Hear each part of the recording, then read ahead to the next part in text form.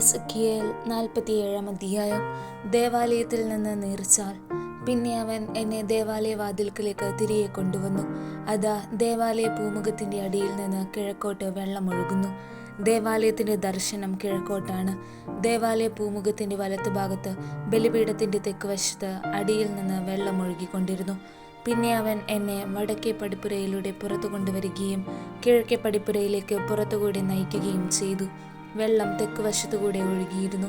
കയ്യിൽ സരടുമായി അവൻ കിഴക്കോട്ട് നടന്ന് 1000 മുഴം അളന്നു. എന്നിട്ട് വെള്ളത്തിലൂടെ എന്നെ നയിച്ചു. അവിടെ കണങ്കൽ വരെ വെള്ളമുണ്ടായിരുന്നു. പിന്നെയും അവൻ 1000 മുഴം അളന്ന് എന്നെ വെള്ളത്തിലൂടെ നയിച്ചു. അവിടെ മുട്ടോളം വെള്ളമുണ്ടായിരുന്നു. വീണ്ടും അവൻ 1000 മുഴം അളന്ന് എന്നെ വെള്ളത്തിലൂടെ നയിച്ചു. അവിടെ അരയ്ക്കൊപ്പം വെള്ളമുണ്ടായിരുന്നു. പിന്നെയും അവൻ 1000 മുഴം അളന്നു. എനിക്ക് കടന്നു പോകാൻ പറ്റാത്ത ഒരു നദിയായിരുന്നു അത്. വെള്ളം അത്രയ്ക്ക് ഉയർന്നിരുന്നു. നീന്താൻ വേണ്ടുന്ന ആഴമുണ്ടായിരുന്നു അതിന്. നടന്ന് അക്കരെ പറ്റാൻ വയ്യാത്ത ഒരു നദി. അവൻ എന്നോട് ചോദിച്ചു, മനുഷ്യപുത്ര, നീ ഇത് കണ്ടോ? പിന്നെ അവൻ എന്നെ നദീതീരത്തൂടെ തിരിച്ചു കൊണ്ടുവന്നു. ഞാൻ തിരിച്ചു പോന്നപ്പോൾ നദിയുടെ ഇരുകരയിലും വളരെയധികം വൃക്ഷങ്ങൾ കണ്ടു. അവൻ എന്നോട് പറഞ്ഞു, ഈ വെള്ളം കിഴക്കൻ പ്രദേശങ്ങളിലേക്ക് ഒഴുകി അരാബായിൽ ചേരുമ്പോൾ കെട്ടിക്കിടക്കുന്ന കടലിൽ ചെന്ന് അതിനെ ശുദ്ധജലമാക്കുന്നു. നദി ഒഴുകുന്നിടത്തെല്ലാം ജീവജാലങ്ങൾ പറ്റം ചേർന്ന് ജീവിക്കും. അവിടെ ധാരാളം മത്സ്യങ്ങളും ഉണ്ടായിരിക്കും. കാരണം കടലിലെ വെള്ളം ശുദ്ധീകരിക്കുന്നതിനാണ് നദി അങ്ങോട്ട് ഒഴുകുന്നത്. അങ്ങനെ നദി ഒഴുകുന്നിടത്തെല്ലാം ജീവൻ നിറഞ്ഞു നിൽക്കും. മീൻപിടുത്തക്കാർ ആ കടൽക്കരെ നിൽക്കും. ഏൻ ഗേദി മുതൽ ഏൻ ഇഗ്ലായിം വരെ വല വീശാൻ പറ്റിയ സ്ഥലമാണ്.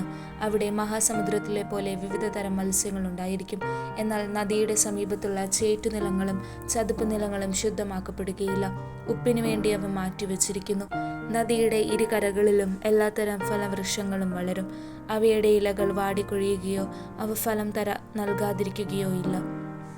അവയ്ക്ക് വേണ്ട ജലം വിശുദ്ധ സ്ഥലത്ത് നിന്ന് ഒഴുകുന്നത് കൊണ്ട് മാസം തോറും പുത്തൻ ഫലം പുറപ്പെടുവിക്കും. അവയുടെ ഫലം ഭക്ഷണത്തിനും ഇലകൾ രോഗശമനത്തിനും ഉപകരിക്കുന്നു. ദേശത്തിന്റെ അതിരുകൾ ദൈവമായ കർത്താവ് അരുളി ചെയ്യുന്നു. ഇസ്രായേലിന്റെ 12 ഗോത്രങ്ങൾക്കിടയിൽ നീ ദേശം വിഭജിക്കുന്നത് ഇപ്രകാരമായിരിക്കണം. ജോസഫിന് 2 പങ്കുണ്ടായിരിക്കണം. നിങ്ങൾ അത് തുല്യമായി വേണം ഭാഗിക്കാൻ. ഈ ദേശം നിങ്ങളുടെ പിതാക്കന്മാർക്ക് കൊടുക്കുമെന്ന് ഞാൻ ശപഥം ചെയ്തു. പൈതൃകാവകാശമായി നിങ്ങൾക്ക് ഇത് ലഭിക്കും. ദേശത്തിന്റെ അതിർത്തി ഇതായിരിക്കണം. വടക്കോട്ട് മഹാസമുദ്രം മുതൽ ഹെത്ലോൺ വഴി ഹമാത്തിന്റെ അതിർത്തി വരെ. അവിടെ നിന്ന് സെദാദ്, ബെറോത്ത, ദമാസ്കസിന്റെയും ഹമാത്തിന്റെയും ഇടയ്ക്കുള്ള അതിർത്തിയിൽ സ്ഥിതി ചെയ്യുന്ന സിബ്രായിം, ഹൗറാന്റെ അതിർത്തിയിലുള്ള ഹാസർ, ഹത്തിക്കോൻ എന്നിവ വരെയും.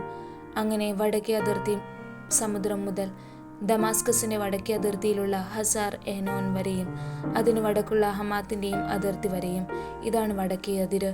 കിഴക്കേ അതിർത്തി ദമാസ്കസിന്റെയും ഹൗറാന്റെയും ഇടയ്ക്കുള്ള ഹസാർ ഏനോൻ മുതൽ ഇസ്രായേൽ ദേശത്തിനും ഗിലെയാദിനും ഇടയ്ക്ക് ജോർദാൻ വഴി കിഴക്കേ കടലും താമാറും വരെയും. ഇതായിരിക്കണം കിഴക്കേ അതിര്. തെക്കേ അതിർത്തി താമാർ മുതൽ മെരിബാദ് കാശദേശിലെ ജലാശയം വരെയും അവിടെ നിന്ന് ഈജിപ്ത് തോട് വഴി മഹാസമുദ്രം വരെയും. ഇതായിരിക്കണം തെക്കേ അതിർത്തി. ഹമാത്തിന്റെ കവാടത്തിന് നേരെ വരെ മഹാസമുദ്രമായിരിക്കണം പടിഞ്ഞാറേ അതിർത്തി.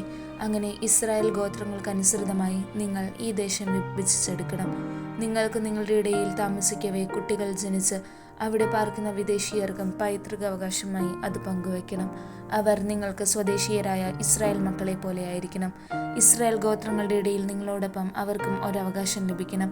പരദേശി പാർക്കുന്ന ഗോത്രം ഏതോ ആ ഗോത്രത്തിൽ തന്നെ അവന് ഓഹരി കൊടുക്കണം.